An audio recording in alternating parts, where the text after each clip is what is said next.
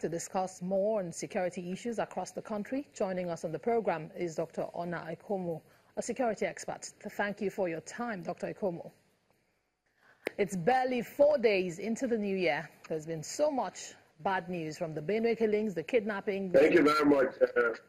Thank you, Dr. Ikomo. 4 days into the new year, several things have happened, breaching security and creating a lot of concern, from the Benue killings to the kidnappings in Kaduna and several suicide bombings in the north. Not to be a bearer of bad news, it looks as if things aren't sitting very pretty for the country security-wise. What do you make of this, Dr. Ikomo?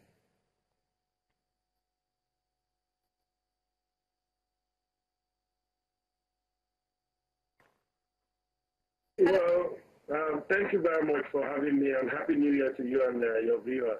I think it just shows that the problems we set out to tackle last year in terms of security challenges have not been successfully tackled. The threat scape is still very troubling. There are too many attacks that are unresolved here and there. It's a state of what we might call generalized violence almost in the country. And the political leadership cannot leave it like this and keep making excuses, endlessly. I think there's a need to probably redouble efforts to ensure that these kinds of attacks don't persist the way they are. A traditional ruler just yesterday was kidnapped in Zangon Kataf local government, the brother of Reverend Bishop Machikuka. His guard was kidnapped along with him.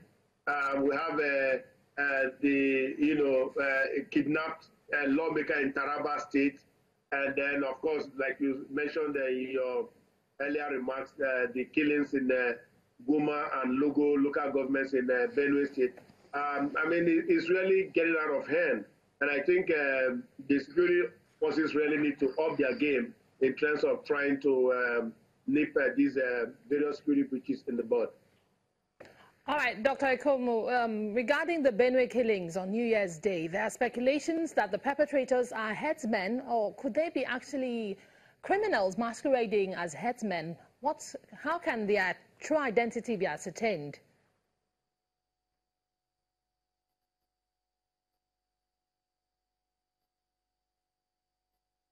Well, thank you very much. I think the best way to ascertain their identity is to arrest them and then let them confess to what they've done.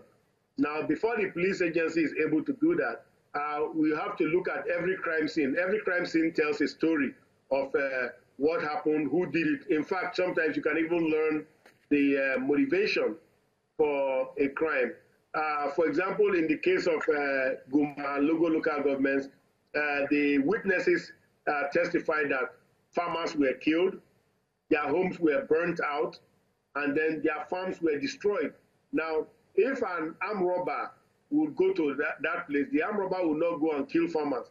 Armed robber will go and seize cash or seize perhaps even crops and take away to sell.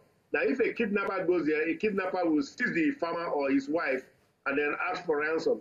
So who would gain most by killing a farmer, trying to perhaps dispossess them of their land? It will be perhaps the traditional fools, the people who have problems with farmers, that is herdsmen who are always clashing with farmers. Now, if you remember, Benue State has this no open grazing law, which says that herders cannot graze openly in public view or in certain urban areas. And that has been generating a lot of reaction. And so it is seen that this is a pushback at that no open grazing law.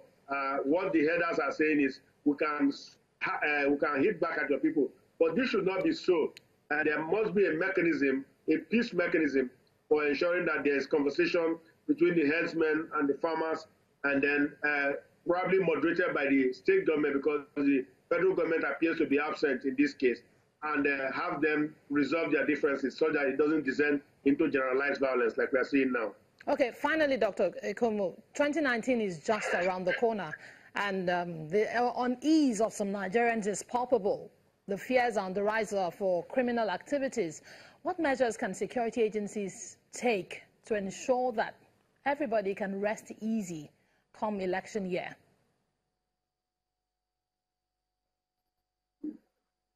Thank you very much, Mrs. Amara Emawe. What we need to do here is we really need to take this seriously this time around, because what has been happening is that every year we do these elections, people are murdered, people are assassinated left and right, and we just kind of stroke the public and say, don't worry, these things happen, God will keep their soul and all. But that's not good enough. In a modern democratic state, the rights of everyone has to be protected, including the rights of aspiring politicians. You cannot use violence to kind of balance the political equation. You can't do that. That is illegal. So how can you aspire to power at the highest levels, at the level of state governance or member of House of Assembly or whatever elected office, yet you do not want to obey the laws of the land? So, I mean, it's really very unconscionable, the actions of members of our political class, at least some of them, not all of them.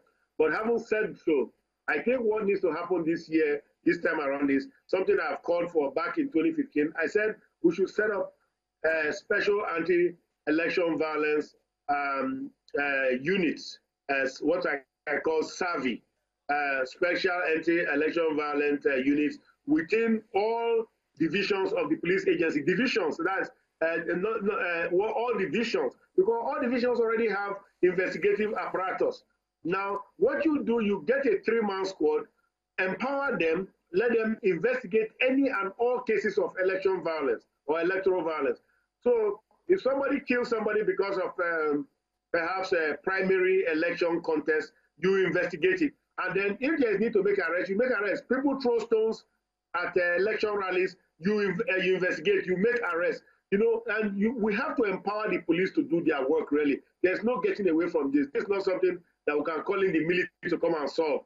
This is not something for SSS or even for EFCC. This is something for the police agency. And this is the only agency that's constitutionally empowered to solve these kinds of cases. So we really need to have the police stand up to be counted this time to help us protect our democracy. And Nigerians should speak out. Nigerians should come out and let the government know that this time around, 2019, we're not going to have killings as a way of settling primary cases. Let us have fair election, and people who have ideas to rule this nation, let them come forward and be voted for and be elected to rule us. That's the way to go. Ikomo, a security expert, for joining us on News Across Nigeria and sharing your thoughts. Well, moving on now, lecturers from the Moshood Abiola Polytechnic in Abeokuta, Ogun State have suspended 3 months industrial action. The chairman of the Academic Staff Union of Polytechnics in the institution, Mr. Kola Abiola, explains that the suspension became necessary in order to give room for further discussions with the state government. When the program returns in a moment, Ogun State Command of the Nigerian Customs Service expresses concern over the trend of smuggling being introduced. Join us again.